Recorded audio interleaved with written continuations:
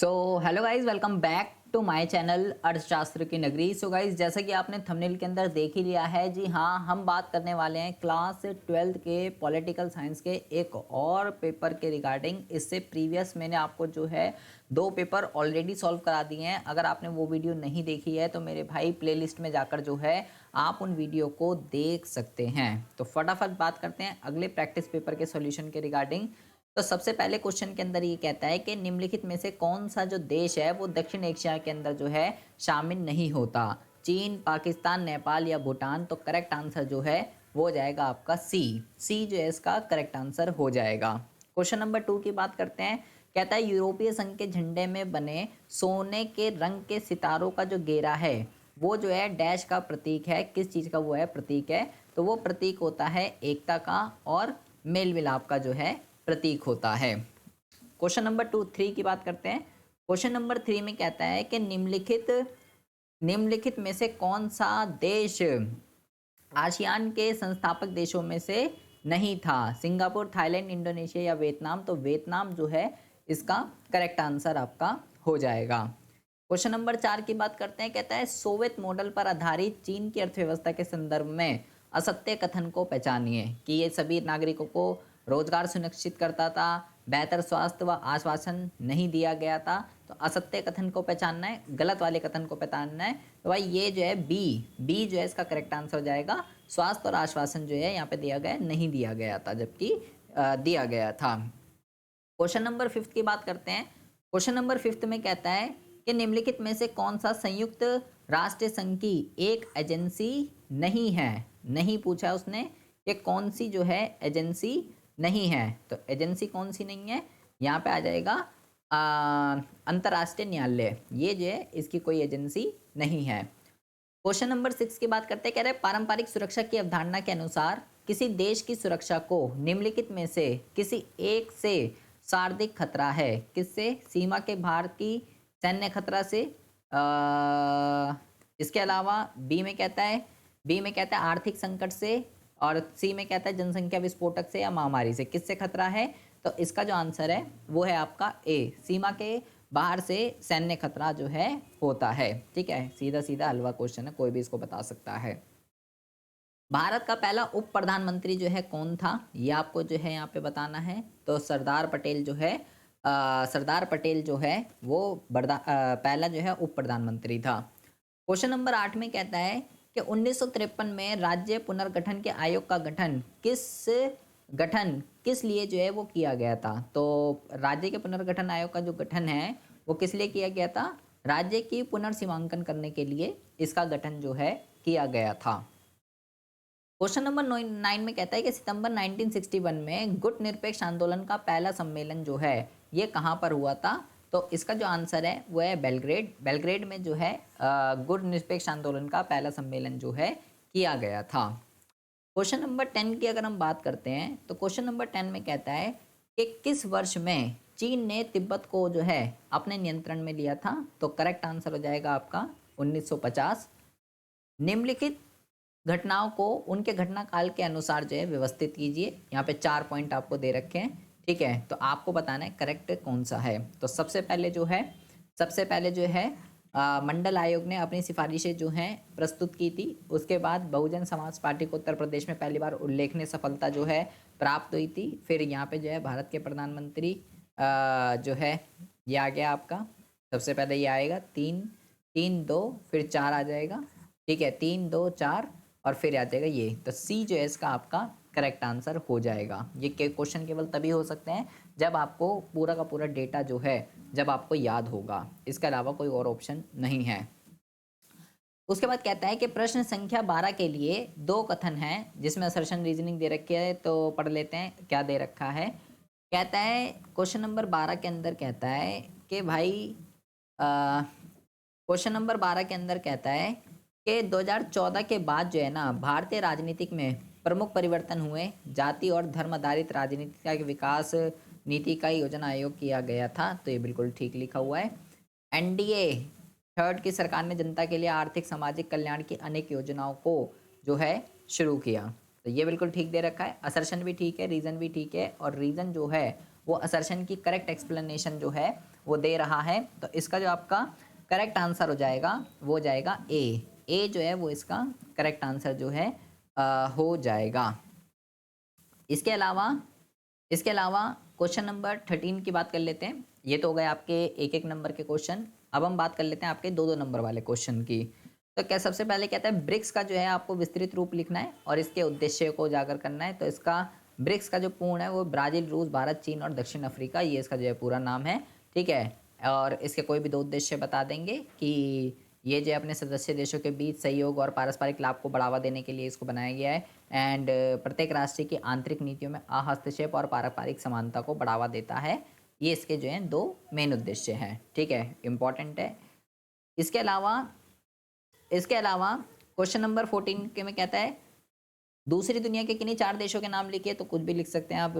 ये 4 नाम यहाँ पे आप देख ही रहे हैं, कोई सा भी नाम आप यहाँ पे जो है लिख सकते हैं। 2 नंबर का है तो कोई भी 4 उसने पूछे तो 4 ही यहाँ पे लिखे हुए हैं। ठीक है, या कोई भी और आप अपनी मर्जी से कोई भी दूसरा लिखना चाहो तो वो आप लिख सकते हैं। यूरोपीय संघ एक राजनीतिक संघ के रूप में अधिक विकसित हुआ है। इस कथन के पक्ष में कोई 2 तर्क दीजिए। क्या ये बात ठीक है, क्या ये बात गलत है? तो बिल्कुल ठीक है। यहाँ पे जो है इसका अपना ध्वज, गाना और मुद्रा है। इसकी अपनी विदेशी मुद्रा और सुरक्षा नीति है। इसकी जो है यूरोपीय संघ एक राष्ट्र के रूप में कार्य कर रहा है। तो इसमें से कोई भी 2 पॉइंट जो आपको ईजी लगे, जो आपको बेटर लगे, वो आप जो है इससे लिख सकते हैं। मुस्लिम लोग द्वारा प्रस्तुत द्विराष्ट्रीय के सिद्धांत की जो है व्याख्या कीजिए। कि यहाँ पे आप ये लिख देंगे कि द्विराष्ट्रीय सिद्धांत को जो है मुस्लिम लीग के द्वारा प्रतिपादित जो है वो किया गया था। इसके अनुसार भारत में एक नहीं बल्कि 2 लोग यानी हिंदू और मुस्लिम शामिल थे, इसलिए इसने मुसलमानों के लिए एक अलग देश के रूप में पाकिस्तान की जो है मांग की थी।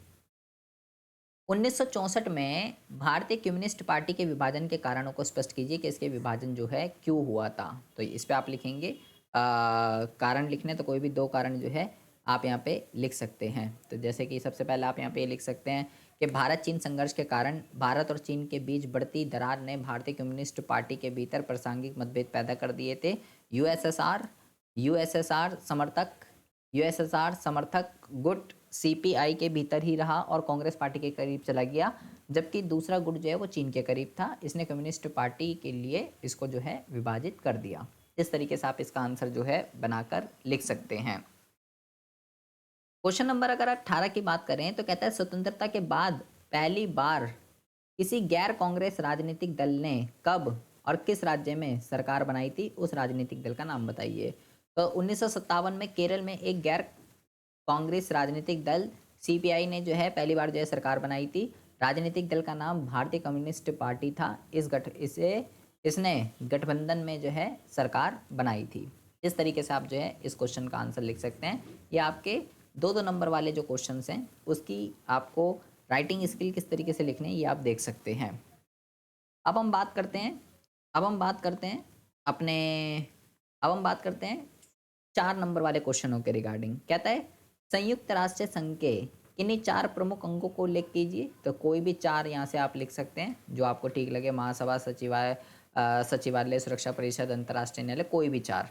उनमें से किसी एक की संरचना का वर्णन कीजिए। तो यहाँ पे जो है महासभा को इसको अच्छे से एक्सप्लेन जो है कर दिया गया है। ठीक है, सबको ही एक्सप्लेन कर रखा है। उसमें से उसने कोई एक पूछा है तो एक ही करेंगे, आपको कोई सारे लिखने की ज़रूरत जो है नहीं है। ठीक है, जैसे महासभा में आप लिख सकते हैं कि इसमें जो है सभी स्वतंत्र देश शामिल होते हैं। संयुक्त राष्ट्र महासभा में सभी सदस्यों का एक एक वोट होता है। प्रत्येक सदस्य देश का प्रतिनिधित्व 5 प्रतिनिधियों के द्वारा किया जाता है। इसमें उनमें से एक के पास केवल एक ही वोट होता है। इस तरीके से आप कोई सा भी एक पॉइंट एक्सप्लेन कर सकते हैं। ज़्यादा लिखने की आवश्यकता नहीं है। 4 में 4 जितने का क्वेश्चन है उतना ही आपको लिखना है। ज़्यादा टाइम आप 6 नंबर वाले में लगा सकते हैं। कहता है कि ये उचित है कि वीटो शक्ति का अधिकार संयुक्त राष्ट्र सुरक्षा परिषद के केवल 5 स्थायी सदस्यों को ही दिया जाए।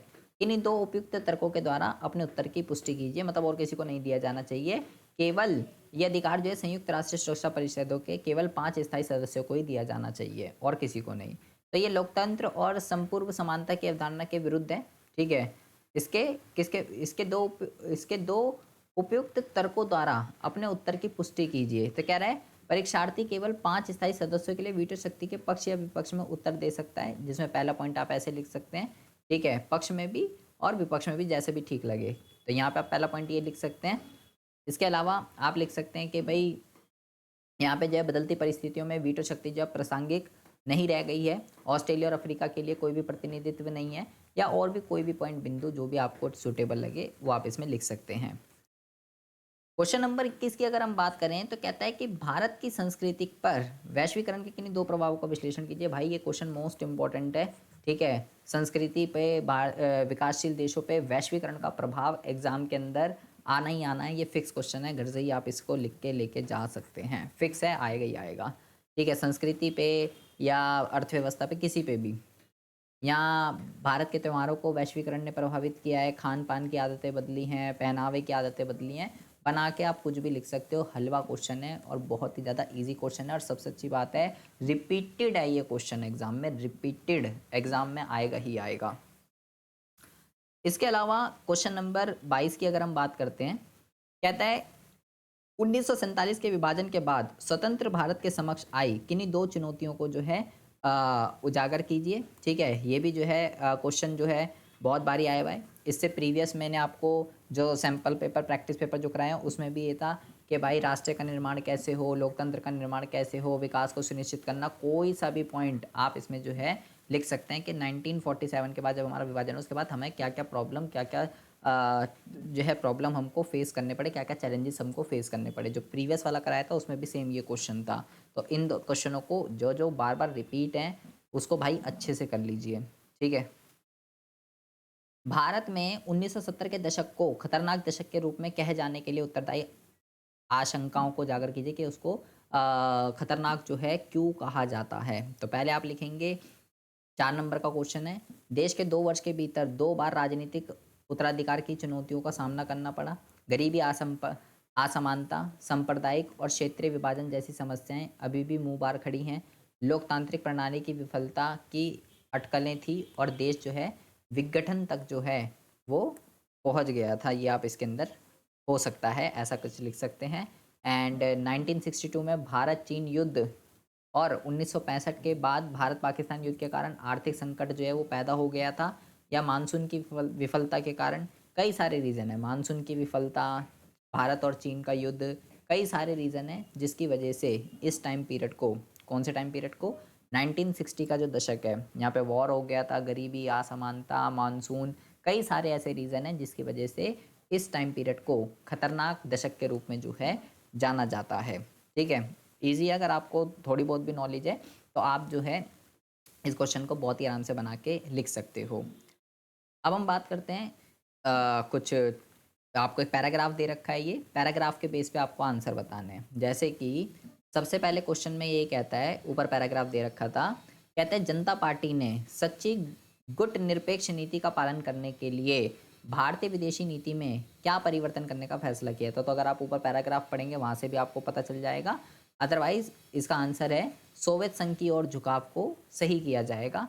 ये जो है इस नीति के अंतर परिवर्तन करने का निर्णय लिया गया था। 1977 में जनता पार्टी के शासनकाल में निम्नलिखित में से भारत के प्रधानमंत्री जो है वो कौन थे। तो मोरारजी देसाई जो है उस टाइम पे प्रधानमंत्री थे। 1990 के दशक में भारतीय विदेशी नीति में अमेरिका समर्थक रणनीति अपनाने का क्या कारण था। वो था आर्थिक हित, ठीक है। आर्थिक हित क्या होता है आपको पता होना चाहिए। इसके अलावा कहता है निम्नलिखित मुद्दों में से कौन सा मुद्दा हमारे भारत की विदेशी नीति से निकटता से जुड़ा हुआ है। तो भारत पाकिस्तान से संबंध इसका करेक्ट आंसर हो जाएगा, ठीक है। पैराग्राफ वाले जो क्वेश्चन आते हैं, देखो 3 टाइप के क्वेश्चन मेरे भाई फिक्स हैं। पैराग्राफ वाला फिक्स है आपका, एंड मैप का क्वेश्चन फिक्स है, और आपका कार्टून वाला क्वेश्चन फिक्स है। अब यहाँ पे जो है एक आपको मैप दे रखा है, इसको फिलअप करना है। ये 4 जो आपको दे रखे हैं, कहता है कि वह राज्य जिसका संबंध समाज सुधारक ईवी रामास्वामी जो है इससे जो है प्यार से थे वो बताना है। ये 4 क्वेश्चनों के आंसर जो है आपको देने हैं, कौन किस राज्य से संबंधित है, और इस मैप के अंदर जो है आपको फिलअप करना है, ठीक है जी। तो पहले का आंसर देख लेते हैं। पहले का आंसर क्या है। तो पहले का जो आंसर है वो है ए, तमिलनाडु। फिर है वह राज्य जहाँ राजीव गांधी लोकवाल समझौते पर हस्ताक्षर किए थे, तो उस पर आप लिखेंगे डी, वो है पंजाब। तीसरे का आंसर है वह राज्य जिसने लाल डेंगा का संबंध था, उस पर आप लिखेंगे बी, वो है मिजोरम। और लास्ट में आप लिखेंगे वह राज्य जिसका संबंध पूर्व प्रधानमंत्री HD देवगौड़ा से था, उसमें आप लिखेंगे सी, वो है कर्नाटका। ठीक है जी। इसी तरीके से ये दृष्टिकोण वाले भी आप एक बारी देख लीजिए, ये भी आ सकते हैं। अभी दृष्टिकोण के लिए हो सकता है, दृष्टि वालों के लिए जो है आ जाएं। उस राज्य का नाम लिखिए जिसका संबंध समाज में सुधारक EV रामास्वामी के प्यारे थे, तमिलनाडु। राजीव गांधी, ऊपर जैसे ही है, थोड़ा बहुत ऊपर जैसे ही है, ठीक है, एक दो चेंज है, और देख लीजिएगा, कोई ज़्यादा खास ऐसा कोई अलग चीज़ नहीं है। फिर लास्ट वाला ही पॉइंट अलग है। ये यहाँ पे आपको कार्टून बेस्ड क्वेश्चन दे रखा है, जिसमें यहाँ देखो चेयर है, ठीक है, यहाँ पे टेबल लगी हुई है सब खाली, और यहाँ थोड़ी आपको, यहाँ लोग आपको दिख रहे होंगे। तो कहता है नीचे वाले कार्टून को ध्यानपूर्वक पढ़िए और निम्नलिखित प्रश्नों के उत्तर दिया गया कार्टून निम्नलिखित क्षेत्रीय संगठन में से किसी एक से संबंधित है, उसको बताइए कि वो क्या है। ठीक है, तो किसको दर्शा रहा है वो दर्शा रहा है आपका डी, इस पॉइंट को, सार्क को जो है वो दर्शा रहा है। इसके अलावा कहता है उस सदस्य देश की पहचान कीजिए जिसका नाम कार्टून में जो है नहीं है। ठीक है, जैसे आप देखोगे इन चेयरों पे जो है सबके नाम लिखे हुए हैं। ठीक है, यहाँ पे जो है सबके नाम लिखे हुए हैं। तो कह रहा है किसका नाम जो है इस देश के, यहाँ पे किसका नाम जो है नहीं लिखा हुआ है। तो इसका जो करेक्ट आंसर है वो है आपका अफ़गानिस्तान और पाकिस्तान। ठीक है, अफ़गानिस्तान और पाकिस्तान, इन दोनों का ही नाम जो है यहाँ पे नहीं लिखा हुआ है। इसके अलावा कह रहा है कार्टून से संबंधित संगठन का मुख्य उद्देश्य क्या है। तो सार्क का मुख्य उद्देश्य, सार्क, ब्रिक्स, G20, इन सबके उद्देश्य, नाम, फुल फॉर्म सबका पढ़ लीजिएगा अच्छे तरीके से। तो इसका जो उद्देश्य है वो है बहुस्तरीय संसाधनों के सदस्य राज्यों में सहयोग स्थापित करना। ये इसका जो है उद्देश्य है। सारे जितने भी हैं भाई, ब्रिक्स, सार्क, ASEAN, सबके फुल फॉर्म, सबके नाम, आपके सबके उद्देश्य आपको पता होने चाहिए। निम्नलिखित सदस्य देशों में से किस देश में निर्वाचित सरकार जो है नहीं है। तो वो है भूटान। इसके अलावा ये तो हो गया आपके कार्टून वाले क्वेश्चन। इसके अलावा यहाँ पे जो है आपको, यहाँ पे जो है आपको कुछ क्वेश्चन दे रखे हैं निम्नलिखित 26, यहाँ पे आपको जो है देखिए, जैसे कि कुछ क्वेश्चन दे रखे हैं यहाँ पे कह रहा है निम्नलिखित प्रश्न केवल दृष्टिहीन के लिए, इसको चलो छोड़ दीजिए, ज़्यादा कोई चेंज होता नहीं है, छोड़ दीजिए इसे। हम आ जाते हैं अपने 6 नंबर वाले क्वेश्चन पे। तो 6 नंबर वाले क्वेश्चन में सबसे पहला क्वेश्चन ये कहता है सोवियत संघ में सुधार लाने हेतु गोरबाचेव द्वारा प्रारंभ किए गए सुधारों के किन्हीं 3 विपरीत परिणामों का उल्लेख कीजिए। और इसके और में एक और क्वेश्चन है, सोवियत संघ के विघटन के किन्हीं 3 परिणामों का विश्लेषण कीजिए। ठीक है, ये भी बहुत इंपॉर्टेंट क्वेश्चन है, कई बार एग्जाम में जो है रिपीटेड है, इसको अच्छे से कर लीजिएगा। ठीक है, तो कहता है इसके विपरीत प्रभाव बताने हैं, और कोई 3 विपरीत प्रभाव बताने हैं। तो 3 बोलें तो 3 ही, तो यहाँ से ये 3 4 लिखे हुए हैं, कोई से भी 3 जो आपको इजी लगते हैं वो आप इसमें लिख सकते हैं। जैसे कि इन सितारों के विरुद्ध कम्युनिस्ट पार्टी के कई नेता ने जो है इसका विरोध किया था। यहाँ पे इसके अंदर जो है सोवियत व्यवस्था की बड़ी तेज़ी के साथ विघटन हो गया था, एंड एक के बाद सरकारें जो हैं गिरी क्योंकि सोवियत संघ ने कहीं इस पर हस्तक्षेप नहीं किया था। कुछ भी आप इस पर लिख सकते हैं, जो भी आपको इस पर ईजी लग रहा है। इसके अलावा उसके परिणाम बताने सोवियत संघ के विघटन के, तो यहाँ पे आप लिखेंगे शीत युद्ध के दौर की समाप्ति हो गई थी। ठीक है, एंड कोई भी जो भी आपको इसमें से मन करे, कोई भी 3 4 पॉइंट आप इससे लिख सकते हैं, इजी इजी। इसके अलावा क्वेश्चन नंबर 28 में कहता है स्वतंत्रता के बाद पहली बार स्वतंत्र एवं निष्पक्ष चुनाव करने में भारत के चुनाव आयोग के समक्ष आई किन किन समस्याओं का विश्लेषण कीजिए। ये भी भाई रिपीटेड क्वेश्चन है, मोस्ट इंपॉर्टेंट क्वेश्चन है। ठीक है, मोस्ट इंपॉर्टेंट क्वेश्चन है, रिपीटेड है, कई बार एग्जाम में आता है कि फर्स्ट टाइम जब चुनाव आयोग के सामने क्या क्या समस्याएं आई थी चुनाव, हमने जो previous practice paper sample paper किए हैं उसमें कई बारी क्वेश्चन रिपीट हो चुका है, क्या क्या समस्याएं आई थी। ठीक है, तो वहाँ सेम वही आंसर है जो हमने प्रीवियस वाले पेपर में सॉल्व किया है। स्वतंत्रता के पश्चात पहले 2 दशकों के दौरान भारत की राजनीति के विपक्ष दलों की भूमिकाओं का आकलन कीजिए। ठीक है, राजनीति में विपक्षी दलों की भूमिका का आकलन कीजिए, उनकी इंपॉर्टेंस बतानी है विपक्ष दलों की। तो क्या क्या आप लिखेंगे ये देख लेते हैं, ये अलग क्वेश्चन है। इसमें आप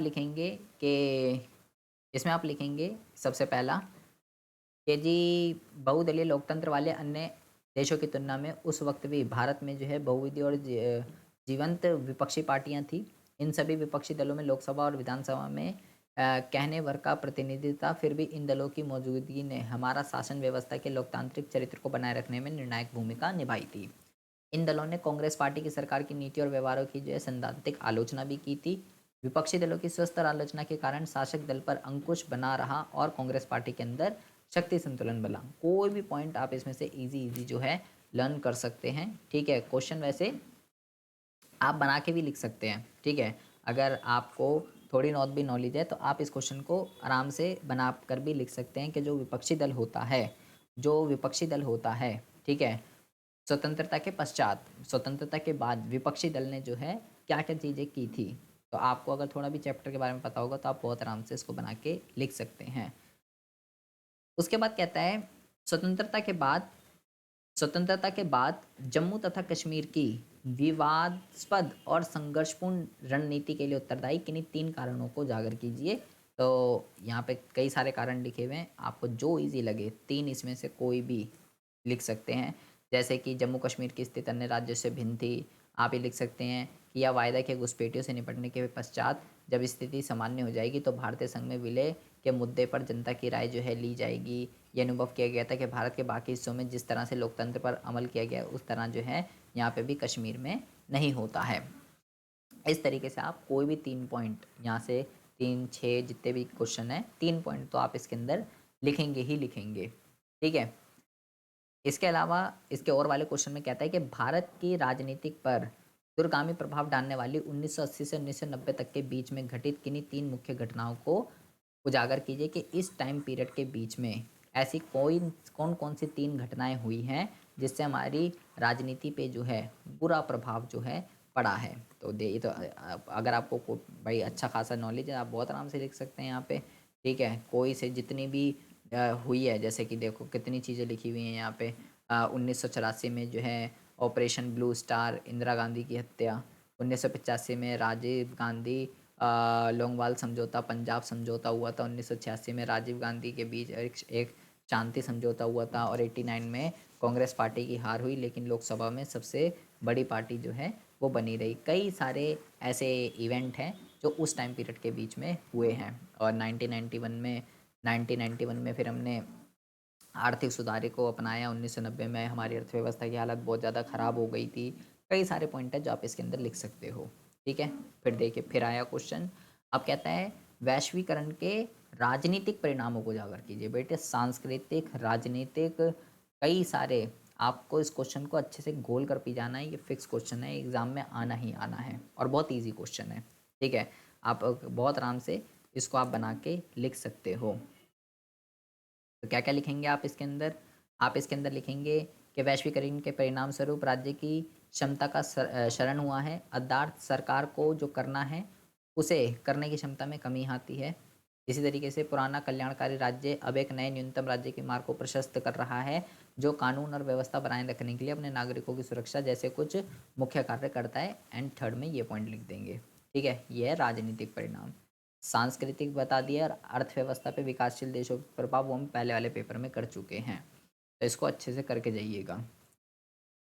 पर्यावरण संबंधी किन्हीं 3 समस्याओं को उजागर कीजिए जो विश्व राजनीति का हिस्सा बन चुकी है। हलवा क्वेश्चन है, बना के आप बहुत ही आराम से लिख सकते हैं। पर्यावरण से संबंधित कोई भी 3 मुद्दे जो कि विश्व राजनीति का हिस्सा बन चुकी है, कुछ भी आप जो है लिख सकते हैं। हलवा क्वेश्चन है ये। कृषि योग्य भूमि का विस्तार नहीं हो रहा है, मौजूदा कृषि भूमि अपनी उर्वरता जो है वो खो रही है। जलीय निकाय की व्यापक कमी हुई है, प्रदूषण बढ़ रहा है। ये तो यार नॉर्मल सी चीज़ें हैं, मतलब आप हलवा ही क्वेश्चन है, क्या कहेंगे। वायुमंडल में ओजोन की कुल मात्रा में गिरावट आई है, वनों की कटाई हो रही है, ग्लोबल वार्मिंग हो रहा है। एक हलवा क्वेश्चन है, आप ये मतलब अगर कुछ नहीं भी पढ़ा है आप खुद भी बना के लिख सकते हो कि ऐसे सारे मुद्दे जिससे इन्वायरमेंट को नुकसान हो रहा है, पूरा देश उसको जो है फेस कर रहा है। ठीक है, ये हो गया आपका पूरा का पूरा पेपर। ठीक है जी, आई होप आपको जो है एक एक क्वेश्चन समझ में आ रहा होगा, कौन कौन से रिपीटेड क्वेश्चन है, कौन कौन से मोस्ट इंपॉर्टेंट क्वेश्चन है। कई बार रिपीट हो चुके हैं, 3 पेपर का है, सब में रिपीट क्वेश्चन है। तो मेरे भाई वैश्वीकरण वाला, कई सारे ऐसे क्वेश्चन हैं, कई सारे ऐसे टॉपिक्स हैं जो बार बार आ रहे हैं। इनके आंसर को अपने पास कंटेंट इतना रखिए कि आप इन क्वेश्चनों के आंसरों को बहुत ही आराम से लिख सकें। आपके पास 4 नंबर, 6 नंबर, 2 नंबर जिसमें भी वो कैरी करता है, आपके पास इतना कंटेंट होना चाहिए कि आप उसको जो है अटेंड कर सको, आप उसको जो है उसमें इतना कंटेंट जो है लिख पाओ। ठीक है, चैनल को अगर आपने सब्सक्राइब नहीं किया है तो प्लीज़ इस चैनल को जो है सब्सक्राइब कर लीजिएगा, बेल आइकन को प्रेस कर लीजिएगा। आपके लिए इस चैनल पर इस तरीके की वीडियो आती रहती हैं। तब तक के लिए have a good day, bye bye, take care.